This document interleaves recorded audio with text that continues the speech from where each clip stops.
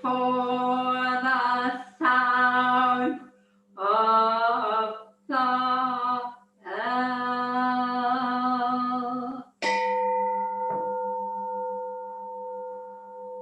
Mind calm, body at ease, breathing quiet, sentiment benevolent.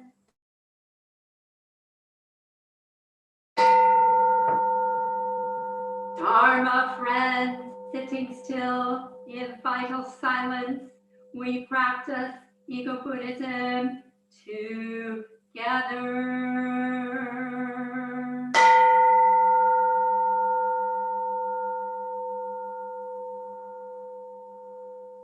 The sound of the temple bell booms for all to cease from conflict. May the way of Buddha usher in the dawn of non-violent global village forever.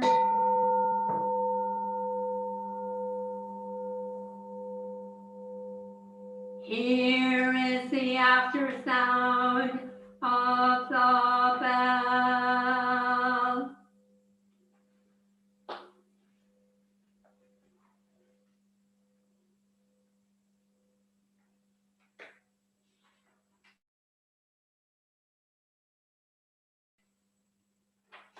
Om Amboga Vairocana Maha Mudra Manipadma Javalaya Pravataya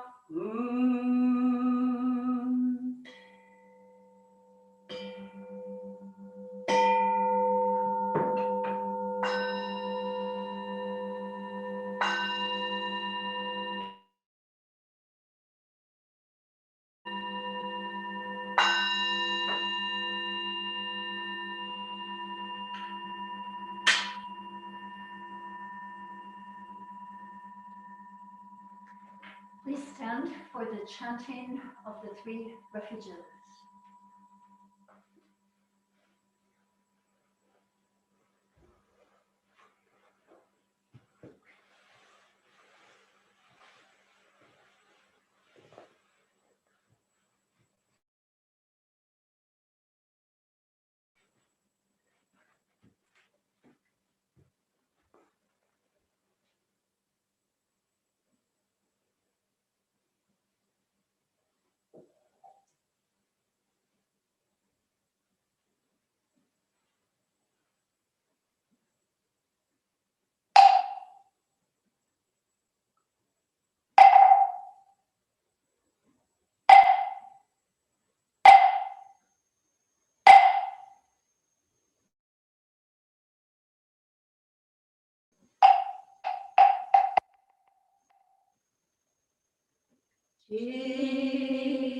Jishim Quimyon Ne Shiham Samse Cheman Chale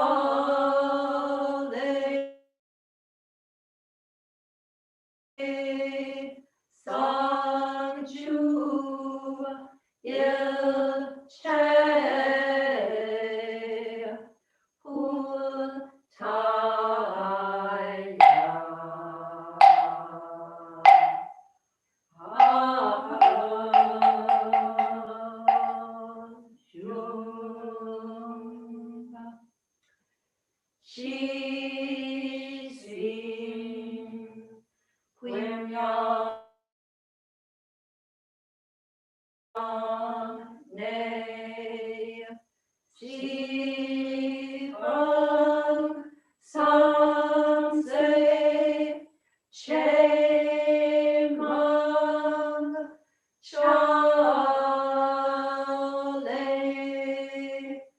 Sanju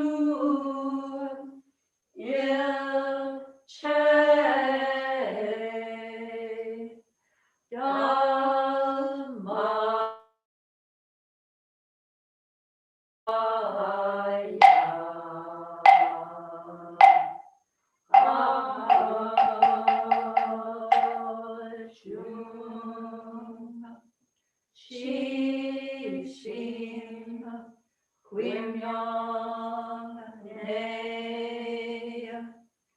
Shivam Samse Chemam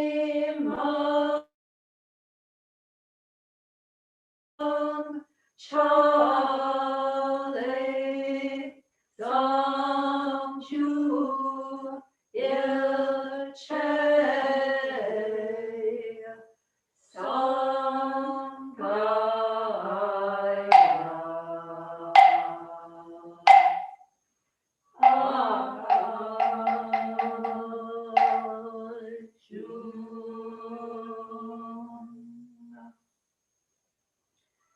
Please recite the English version after me. I go for refuge to the Buddha I go for refuge to the Buddha and resolve with all beings and resolve with all beings. I will cultivate a heart of enlightenment I will cultivate a heart of enlightenment and realize the great way. and realize the great way.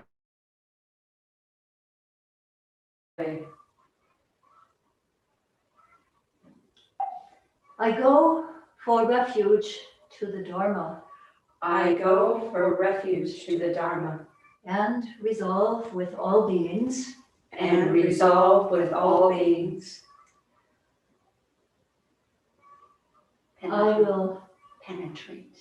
I will penetrate the teachings I will penetrate the teachings and uncover oceans of wisdom. and uncover oceans of wisdom. I go for refuge to the Sangha I go for refuge to the Sangha and resolve with all beings. and resolve with all beings.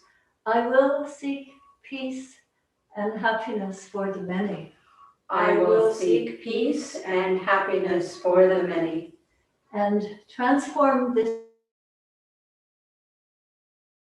world into Buddha lands unimpeded. and transform this world into Buddha lands unimpeded.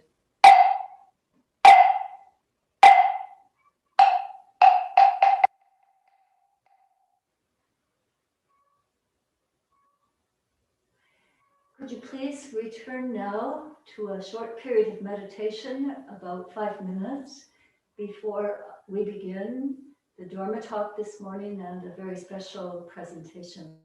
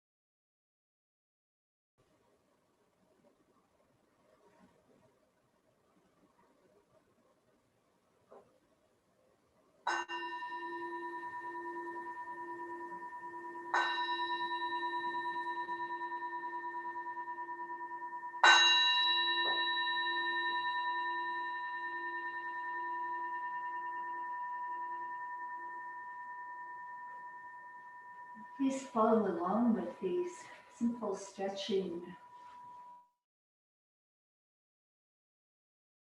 exercises, being with your breath.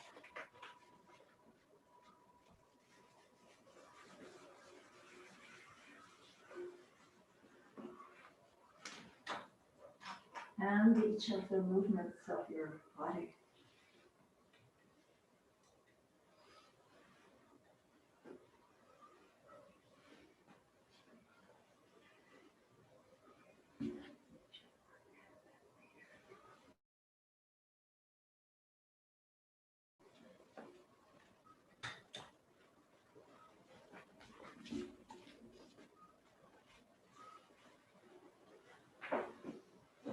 The chin back, the eyes back, and stretching the spine.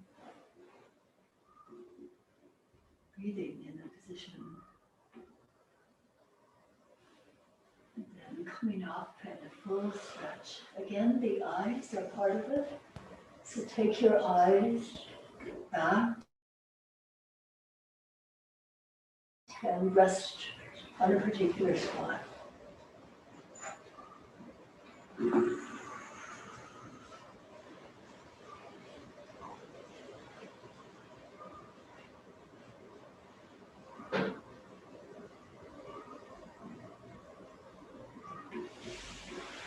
Inhaling as the body opens.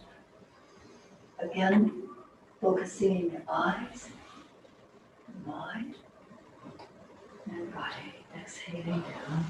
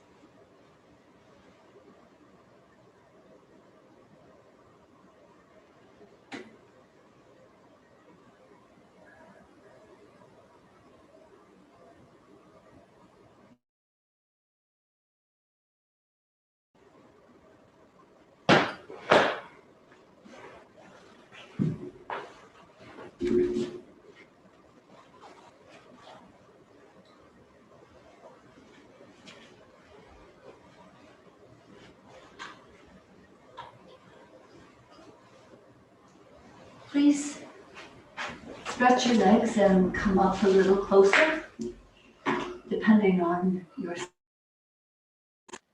And Mom, can you please come to read the Dhammapada for us?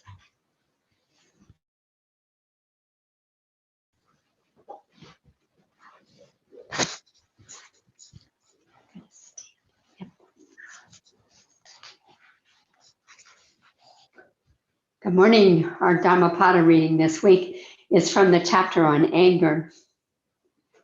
Beware of the anger of the body. Master the body. Let it serve truth. Beware of the anger of the mouth. Master your words. let them serve truth. Beware of the anger of the mind. Master your thoughts. Let them serve truth. The wise have mastered body, word, and mind. They are true masters.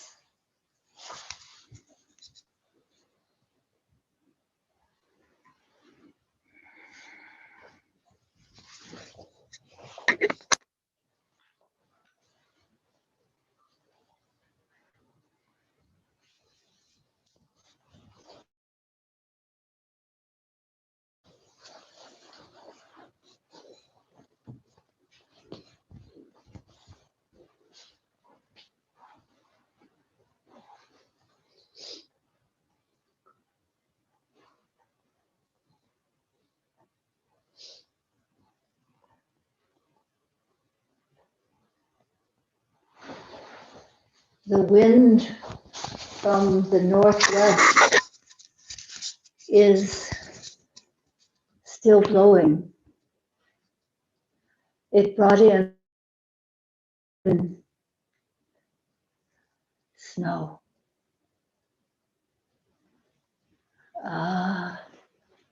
Winter time. Winter time.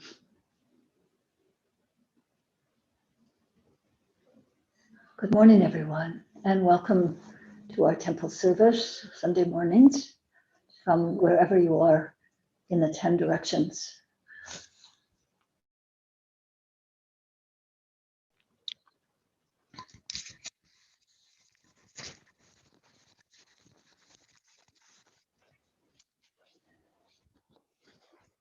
As I said a little earlier, we have a special service this morning, and I'd like to tell you a little of the story behind it. I have about 6 minutes before we're going to see a little film clip. So for the last few years, as is in the case of many parts of our Sangha, I've been meeting with the group, and perhaps others of you have been meeting with some of our Sangha groups. And this group is called the Zen Sisters. And some of us in the group have been around the temple for decades, and others are newer. And it's been a wonderful crucible for exploring Dharma, exploring our lives. And I'm sure that that's the case with the other groups that are part of our greater Sangha. I know that I hear about new ones being formed every 2 or 3 months in these times of pandemic. We all find out that we need each other more than we thought. So we've been meeting, and one of our members, Rupal, who's usually always present, has been missing, and missing in action, because her life is usually one that's very full of love in service. That's how she usually signs her emails and letters. And so we didn't really hear from her, which is unusual. And then finally, this past Thursday morning, she was there. And she had been really immersed, so immersed that she didn't even have the time in her schedule to be with our meeting, which is a really precious meeting for all of us. So it reminded me, because she told us the wonderful story of what she had been doing. And so in a few minutes, she's going to join in the Zoom call with one of the members of the group she was working with, Shanti, and with myself and Kogi. And we're going to have a discussion about Kolam, which you will find out about as the time transpires. In the meantime, I'd like to share with you a little poem which I found from a Zen master and a martial arts teacher from South America. It's amazing these days how the Dharma comes to us, really from the 10 directions, for sure. It goes like this, it's simple. In the moments of disturbance, wash your cup with all your being. In the moments of calm, wash your cup with all your being. So, when we didn't see Rupal, I thought she must have been washing her cup with all her being. Yeah. And when we look at what's this washing your cup with all your being, it's kind of a metaphor for the whole process of things which have come to us in this very moment in our life, from whatever we've done and left undone. Here we are with it. This morning I was left with a really burnt pot from steaming vegetables. And it took me a lot more time than I thought to scrub it clean. And so when we're cleaning our cups, we're actually dealing a lot of times, and not, with the burnt cups in our lives. They come to us and I could have passed it on to Maum. She was washing the dishes, but it didn't seem fair at that point to give her my washing to do. So even in my good clothes, I rolled up my sleeves and washed the pot.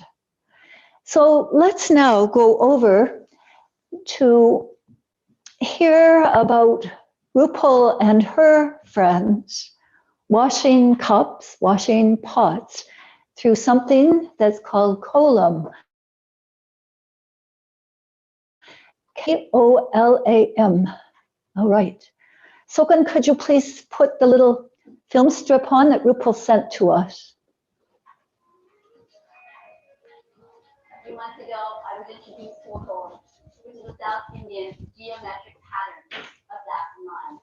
And we connected that to Kamala Harris's heritage and learned about its energy and the energetic welcome that it provides. We recognize that this would be a really great opportunity for a lot of people in America to participate in a cultural offering. Each of the dots in the kolam represents obstacles, and the lines around it are the way we go. So we ask people to make a child at home using paper and recycled campaign knives, or just simply cardboard, and put a little bit of themselves into coloring around the dots. We've had an incredible response in terms of participation. From the DC public schools, the yoga groups, the 5-year-old Savita, all the way to 95-year-old Rukmanyanti. It's been an extraordinary community experience and a collective offering. Inauguration Kolam 2021 is a way for us to provide a different kind of energy for a new administration. Kolam is a traditional art form from Tamil Nadu in South. Women draw them on the floor outside their houses using powdered rice or rock. These geometric patterns, consisting of dots and lines, are a symbol of welcome and also a reminder to enter the house with positive energy. Kolams are ephemeral, as they are walked over and wiped away, making way for a new kolam the next day. Personally, I find drawing kolams very meditative. They have been my constant guide, helping me find solutions to many of life's challenges. Here is a quick lesson on kolams. We will start with the basics and work our way up in complexity. Kolams can be visual expressions of many life lessons. One such Higher, idea if is possible. that A we little don't louder. stress with obstacles in mind and moving around them. One, maintaining a symmetry teaches you how to deal with real life challenges. To give you an idea of the scale of the kolam installation, you can compare the 7-dot column to the 47-dot column, extending to around 60 feet in length. I'm gonna get the chair and sit down. Okay, come on. A 47-dot column means 1,149 tiles. That's thousands of stories that we're going to weave together into a quilt-like ground cover somewhere in DC. Folks from around the world have been asking how they can be a part of this. So we're also doing a digital photo mosaic column. All you have to do to be a part is submit your picture with a column at 2021column.com. We got a lot of unbelievably beautiful tiles, but the heart of this project is about the spirit and the stories of the people who participated. With stories of joy and learning. Kids find ways to reinvent the column in art class. We're tying in history lessons about the Underground Railroad and new tile designs. We heard stories of healing. A woman who lost her father to COVID a few weeks before she sat down to design her tiles. And she put all of that love and that grief and those memories of her father into her designs, and she found it therapeutic. Now this woman was a stranger to me, but after we talked and I hung up, I just wept, both at her loss, but also the beauty of this moment of connection. We hope it's clear that this project is about politics or about a political victory. It transcends that. I'm a double mother, raising 2 bicultural daughters in the US. It's hard at times. But you realize that there's going to be a woman called Kamala Baby in the White House, and that there's a giant collaborative column that thousands of people were part of. Is so moving. You know, it resonates not just because part of my cultural story is being represented, but it's also about opening the door to have more and more stories heard. And for many of us, that is one of the most beautiful parts of the promise of America.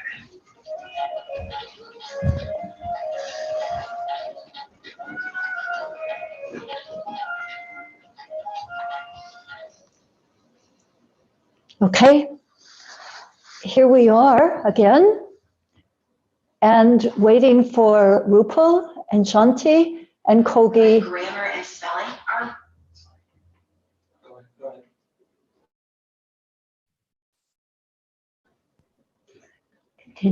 They're here.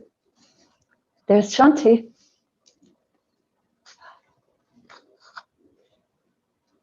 What a beautiful column behind you, Shanti. Thank you.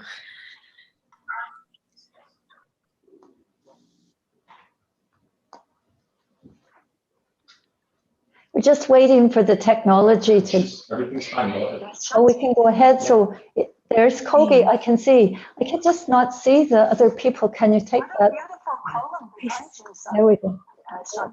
Yeah, Shanti, that's beautiful. Thank you. All right. What about Rupal? Where's Rupal? There she is. Okay. There she is. There's Rupal. We're just waiting for the. Okay. Good. This is really an exciting moment just to be doing this together, but also to know that technology can allow us to do it together. I would just like to start out and ask each of you to introduce yourselves, starting with Rupal and then Shanti. Oh dear. And then Kogi, and everybody I think knows probably. Yeah, please go ahead, Rupal. Namaste, good morning, Hapchang. Hello, everyone. Gosh, that's a tough question. Why you got to start with the hardest question, Haju? How to introduce yourself? Let's see.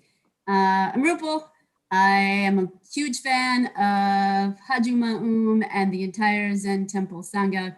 And sheesh, that's what I got. I've lived at the Zen Temple for a little while. I was just there in September as well. And I am currently excited actually to be here today because with Shanti Chandrasekhar and Samya Somnath, we were putting together a really fun collective project, an art project called Inauguration Column 2021. that was to bring together a meditative and really deep traditional Tamil Indian art form in a way that would welcome, kind of as a civic engagement piece, a new dawn for a new administration here in Washington, D.C. Shanti. Thank you, Rupal, and Vanakkam. That's how we say it in Tamil. And this was like a surprise for me when Rupal called and talked to me about Kolam and asked if we could do this project. A surprise for me when Rupal and talked to me about Kolam and asked if we could do this project. Please take the thing off the screen. Am I echoing? I think we all have to mute. Yes. That's not talking. So Kogi, you and I should mute probably. Okay. Yeah, so when Rupal brought up this idea, like to do Kolam, it was sort of, in a way, a dream come true for me, because I've been wanting to do a collaborative community art project with Kolam. And this was just the perfect, way to do it. And so I'm Shanti, and I'm a Kolam artist. I'm also an interdisciplinary multimedia artist with a background in science, and I like my work to connect science, philosophy, culture, bring in so many different aspects all together. And I think I like to see that interconnectedness, like between the disciplines, between people, I think take away the illusion of borders and boundaries. So that's who I am.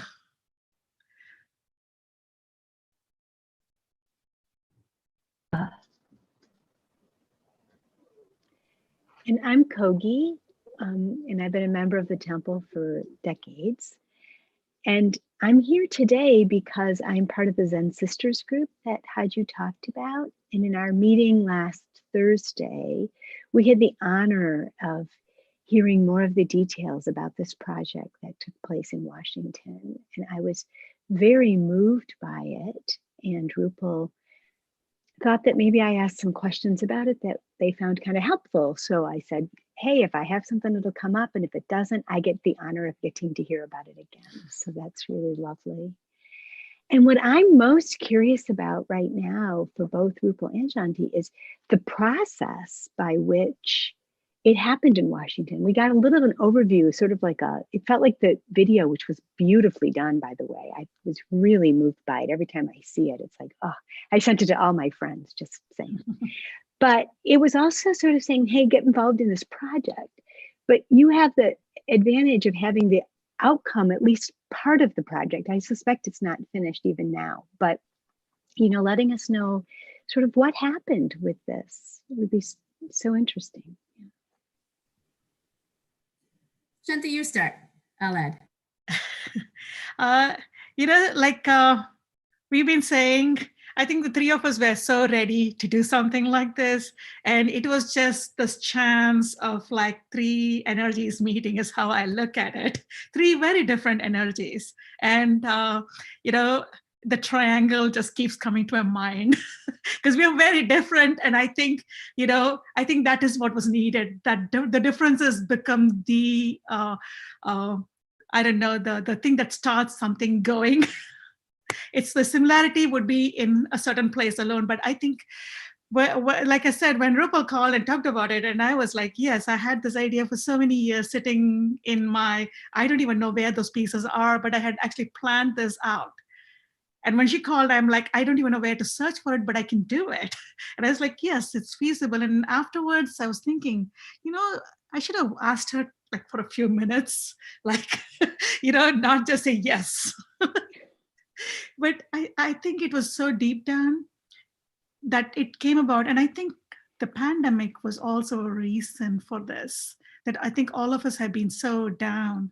And for me, I've always felt that something like Kolam, an art form, a very meditative form, can help cope with this, because this is not new. It's happened before so many times. And, we have figured out ways to move past it. And I think Kolam is one way, for me at least, that seems to help. And so that's how, when she called, we talked about it, and Soumya came in, we discussed it out, and then we had more people join in. And suddenly what seemed like DCPS, like the DC Public School students, became larger and larger and larger beyond at least my expectations. It went way beyond my expectations. Now Rupal can. Yeah, I actually, thanks, Shanti, because that actually is the right thing. I love the way you said 3 different energies. You know, folks, the question we've been asked, we've actually got a good amount of media attention for this. And interestingly enough, everybody asks, well, how did this project get started?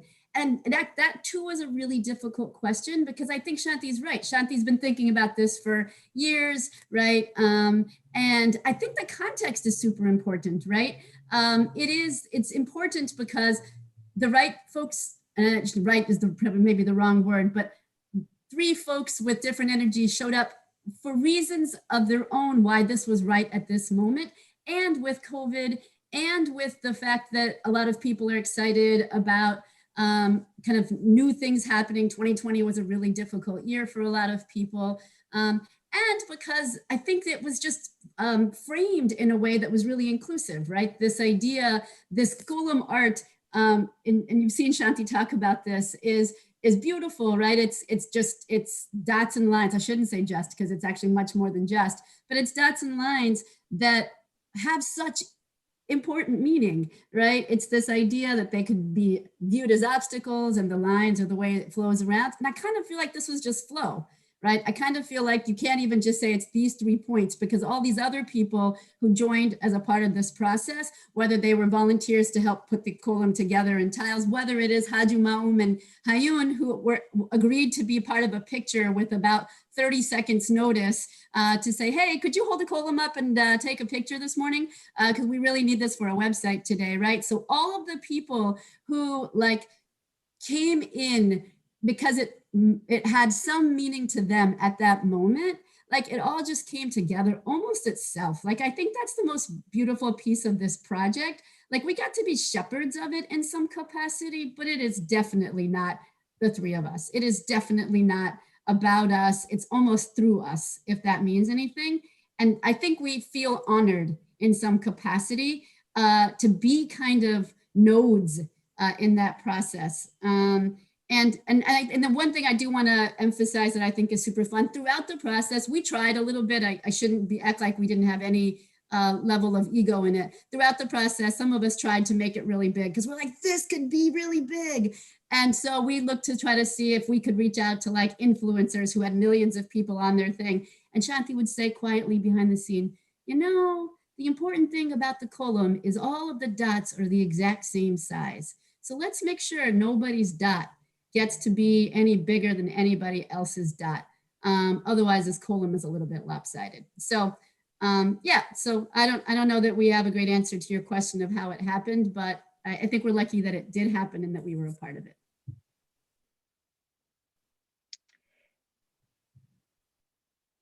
So I'm actually wondering 2 questions.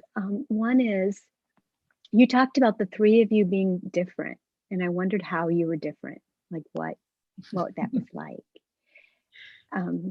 Yeah, let's just start with that one. Definitely Shanti starting. Yeah, so the way I would put it is, I'm an artist. I have a physics and psychology background and stay-at-home mom all these years. And and I slowly, as my children are getting older, they're older now, but it would be those few minutes that I would sort of, I wouldn't use the word steal, but it was just that I would get 5 minutes in between, and I would draw or paint in very efficiently during that. And that just kept going. And then when I reached a point, and I would reach out, to galleries, to different places, and they would say, we are full, not right now, come after 3 years. And I just was like, if you don't have space now after 3 years, I don't have a chance, and you're just being polite. So, I just decided I was going to be local and work with mostly community centers, schools. And so that is where I sort of put my energy into. And going beyond that was totally out of my comfort zone. And right now it's completely out of my, and so for me, that was very difficult. And I have never been more than what I have to say about my work. I have not done that. And, when Rupal came in, there was this energy that she has that I don't know how to work. And I'm a huge introvert. I just like sitting in my house, doing my little thing. The world goes around. I watch the birds and the trees and the wind and the clouds every day. And that is what keeps me going. So, if it hadn't been for this, I wouldn't have stepped out, is what I'm trying to say. So Rupal. I think it's interesting. Actually, it's nice to hear Shanti say that because I think we have 2.5 introverts on this team, right? So in our own way, I'm probably the half, or maybe Samia and I are both quarter introverts. Not sure which, but I think that each of us has our own commitment to incredible grassroots stuff, right? Samia was an Indicor fellow, because most of you know me through my Indicor side as well. But she's also kind of a powerhouse in her own right on sanitation work.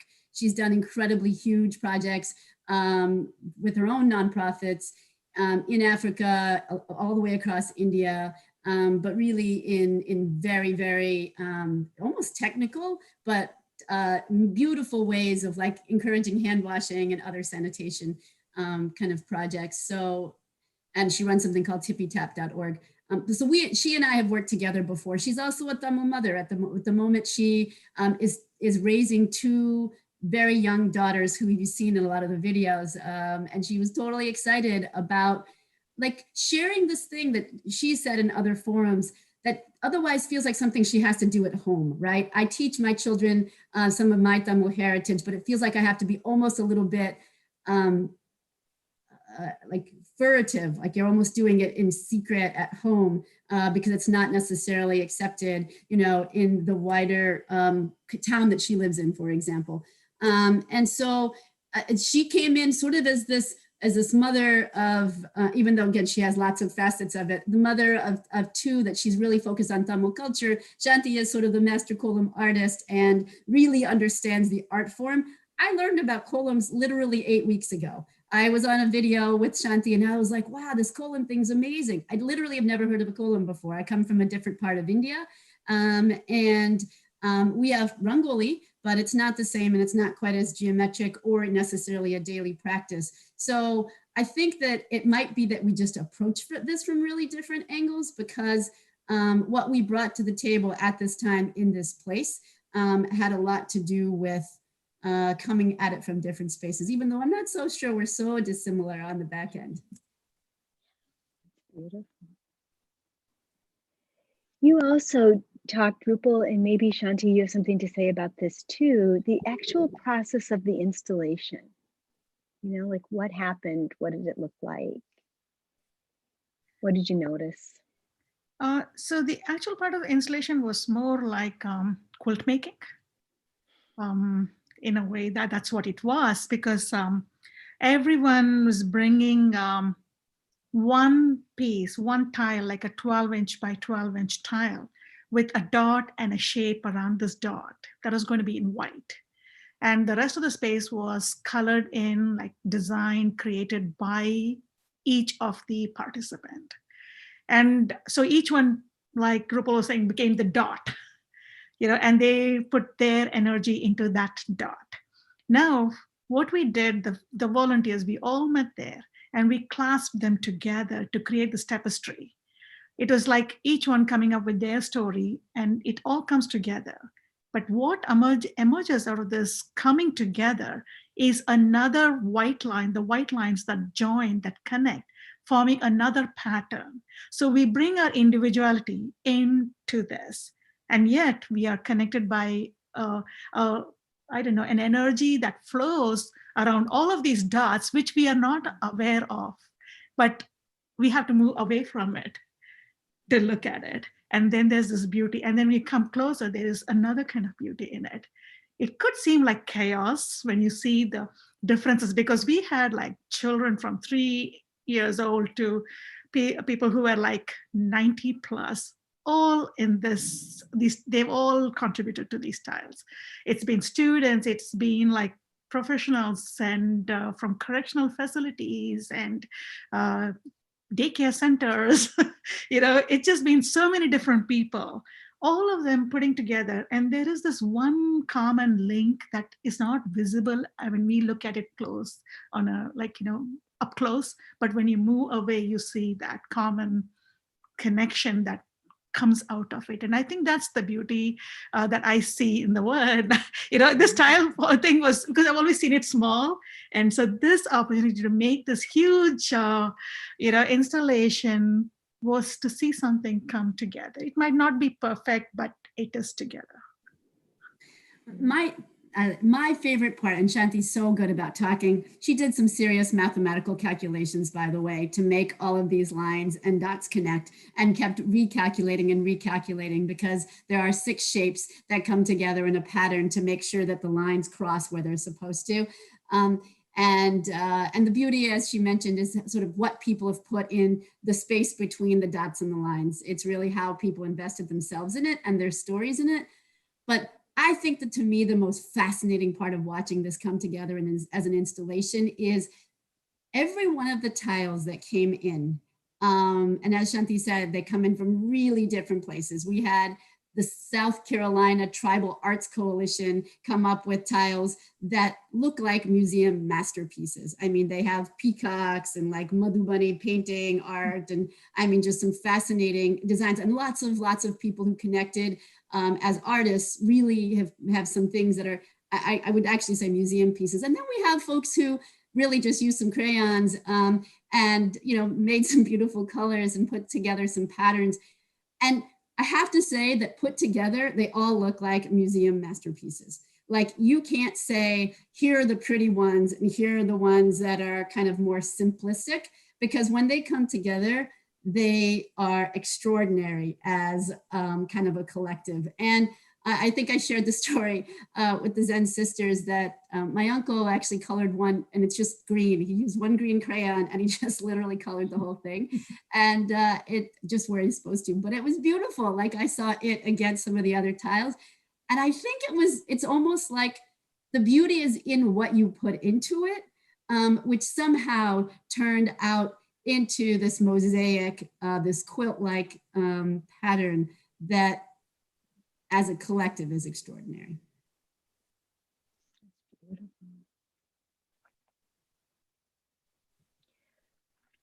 One of the things I remembered you saying on Thursday, Rupal, was that when you took that green tile, which was simple in itself and whatever, and you put it next to this one that was so intricate and gorgeous, that oven in itself, and then you said, oh, it's something more beautiful when you actually put them together. And then when you took the child who sort of scribbled and whatever, and you put that next to the others, they all sort of transformed into this, together beauty, that nothing was more important than the other. Like, not one was better. It was like, it was only in the whole that they all took meaning from each other. Was what I took from it. 100%. And I would just share, just because we got to listen to some of the stories behind what people put in, some folks really were excited of it as an art project, right? But then there was one of the participants, her mom, I think actually her father passed away from COVID, and she poured her love and grief into this tile, right? And really, it was like healing for her and meditative in the process. We had students from the DC public schools. There was a set of twins, the Parker twins, who sat down with their grandmother and their father. And so it was 3 generations, and they were talking through some of the things that they had learned in school. So they had talked about the Underground Railroad and honeybee, honeycombs for honeybees. And so they had put those patterns into their tiles, and done it with their grandmother and their father, right? So it was like generationally, there was like a story in it. And then there were a lot of people who sat with their families and did it over as a holiday project, right? And so as they were sitting down, I think maybe from a Zen perspective, what's amazing is, and I think you exactly got it right, Kogi, the whole process, you could feel it. Like there was almost an energy that emanated from these that was beyond the colors that was on this paper tile, right? And exactly as you said, like watching them come together, it was kind of awe-striking. It was really kind of amazing because exactly that, it actually got more beautiful, right? It actually got more beautiful to watch these interweave. And I think everybody who was lucky enough to be at the practice installation, I just was wowed, because you would see beauty after beauty interlocking, right? And it was pretty extraordinary. It's beautiful.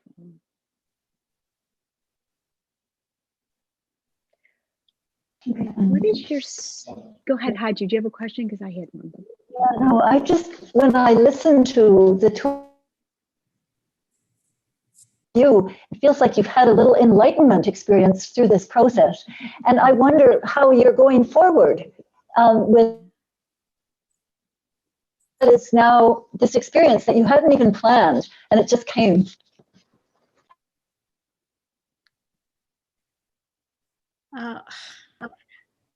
I think one thing that's happened is after this meeting, there's another meeting. Some art teachers from California want to do a column in their school district. And I think that is the beauty of this. And I think, you know, when that happens, this whole thing is a success in a way that people want to do this more. It's a beautiful art form, combining a lot of different things, aspects of like life lessons. And for people to do that, that is wonderful. But then again, there is another part of a column, which is, it is drawn on the floor by women with either powdered rice or rock, like crushed rock powder. And people walk over, it's done on the floor, like in front of the doorway, you know, on the floor. So people walk on it, it gets erased and it's gone. The beautiful part of it is that it is ephemeral. You make something beautiful, you let go of it, and then it's gone, and then you make another one. And I think that's the whole essence of this. Now this is done, we have started something, it's moving on now. And I think make another column now.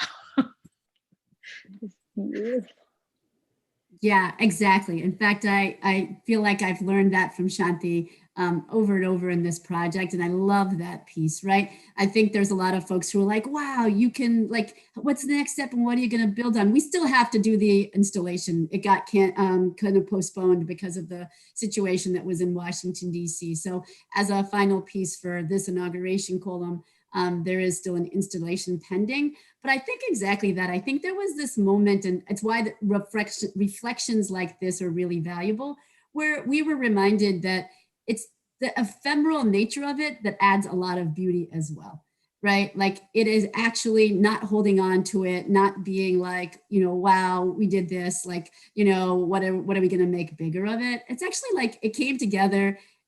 It happened, it's getting blown away by the wind or by people walking on it. And yeah, and how do you carry the energy forward?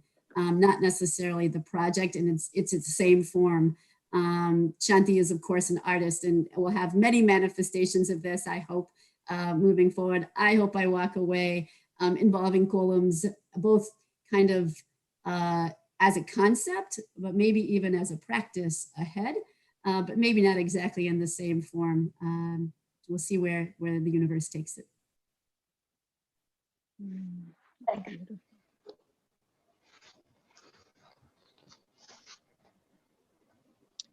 My one last question, Haji, I don't know if you have something, but I know there's been a lot of interest that people have been asking you to speak. We have for sure, and others. What do you make of that? Because Shanti, you were really clear in the beginning that you didn't want to use influencers. You didn't want to go to someone and say, like it had to be something different. And yet, this has been such a powerful project.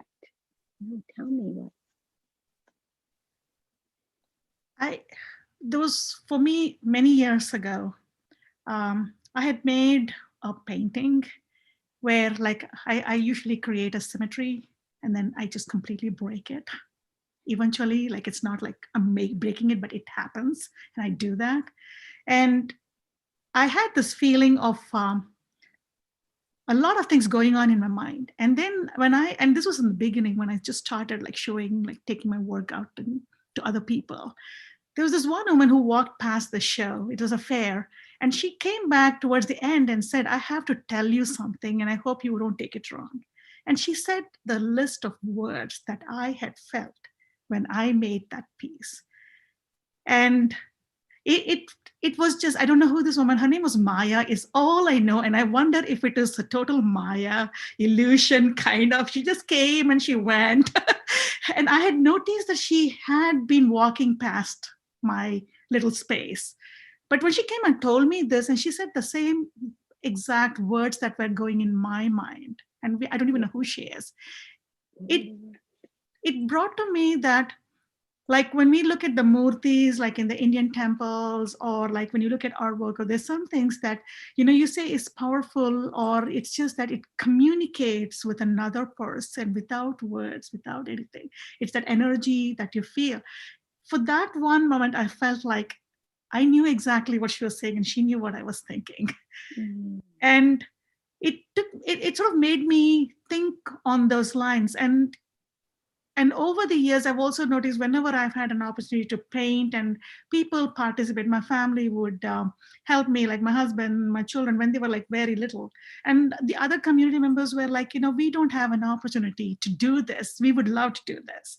So then I was like, okay, let's come here. And for the temple, like the pieces that I did earlier, they would come and make a dot. And they say, I made that dot to this day, 20 years later. And when everyone says, I made that dot, I made that line, there is no one person doing it, but it is the community, like all of us are the medium. And I think that was very important to me. And I think that is what came across in this project, is that no one takes, I don't know, what is the word? I can't get the word. It's ownership of the piece. It's an easily accessible project. Anybody can do it. It is out there. And they're like Rupal said, no one dot is bigger than the other dot. And I think we are all there on the same dot, and only then it would work. The whole world would work only when there is that dance, that goes well. Like sometimes it's going to be ups and downs, but I think that is what was important from this project for me, where I learned that it is a very powerful, just by itself, just by the process of just doing it. It's very Zen-like. It brings me to tears. And I think that is the reason, and that's what happened for me. And I'd simply add the reflection capacity over and over. I actually think that even though it's been uncomfortable sometimes, being the three who are talking about this project over and over, because we do feel like it is a collective project with so many energies and voices. I think what's been fun about speaking about it is that each time we speak about it, it's another opportunity to reflect deeper about like how amazing it is that it came together, and kind of what it means to really practice the values of some of the deeper lessons of this art form, right? I mean, we have had some of our differences in who are we reaching out to. And so being brought back and being like, oh yeah, this is the intention behind this. And then even afterwards to talk through, like we are today. So I'm actually super grateful. In fact, I thank you for giving us a reflective space to think about it from even a Zen perspective, because I think that that's what we're going to carry forward, right? Is the energy and life lessons that come out of the project happening. Because in 5 years, nobody's going to remember a newspaper article or whatever, right? It's actually much more about who you become in the process. Yeah, and I would like to add, I think what happens is like we had like the test run was like 800 pieces. Now just imagine like each one's energy put into each tile. It is that 800 times more powerful than any one person can say, I did this. It was the combined energy.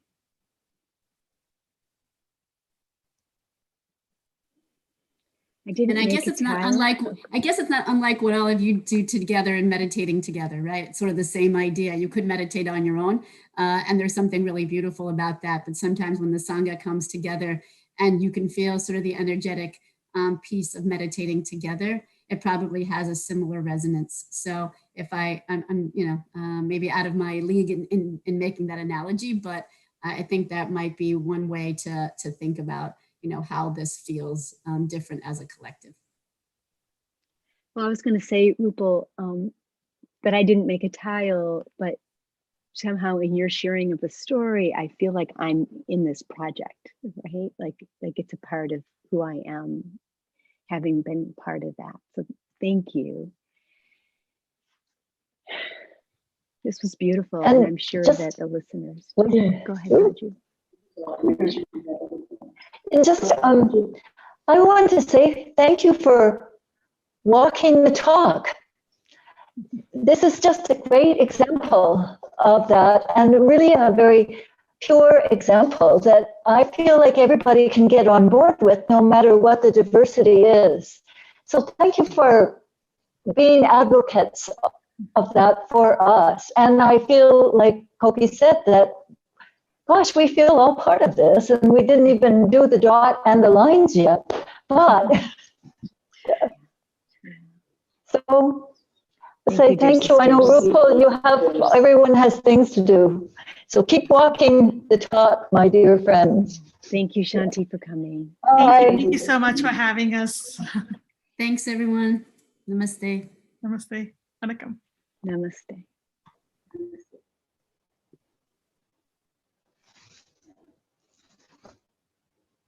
Okay, Mahum, it's your turn to give the announcements. It's kind of hard to follow that, but I just want to start with an expression of gratitude for our Sangha all being part of our own Kolam tile. And right now I'm looking at the doors that were made for us by a local artist. So we're looking out onto the garden through these beautiful doors that have their own pattern of wood. There we can see them. So that is part of the temple column as well. I'll be very brief about coming events. Number one, I would encourage you, if you do not already receive our e-bulletin, contact the temple and we will get you signed up because it lists all of our events on an ongoing basis.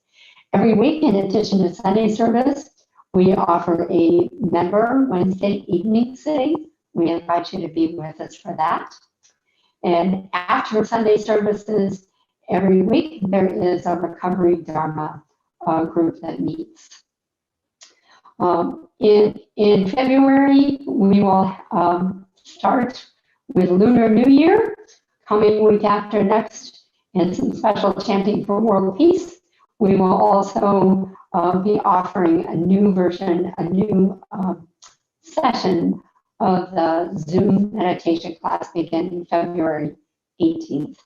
And great news, David Black, our yoga instructor, has acquired the technology to offer classes virtually. So look, we will be getting you the date for the startup, but it will be very soon. And one last very practical detail, it's January 31st, and that means all of your receipts for your donations are due to you. Those have been completed. You can use them for your taxes. They'll be in the mail in a few days. Thank you for your financial contributions. As I was doing them, I was just, just appreciative of each person and the contributions that you have made. Yeah. So thank you. Yeah. Thank you, Mahum. Yeah. Let's finish with the 4 great vows. Please repeat after me. All beings, one body. All beings, one body. I vow to liberate. I vow to liberate. Blind passions, one root. One passions, one root. I vow to terminate. I vow to terminate. Dharma gates, one mind. Dharma gates, one mind. I vow to penetrate. I vow to penetrate. The great way of Buddha, The great way of Buddha. I vow to realize. I vow to realize.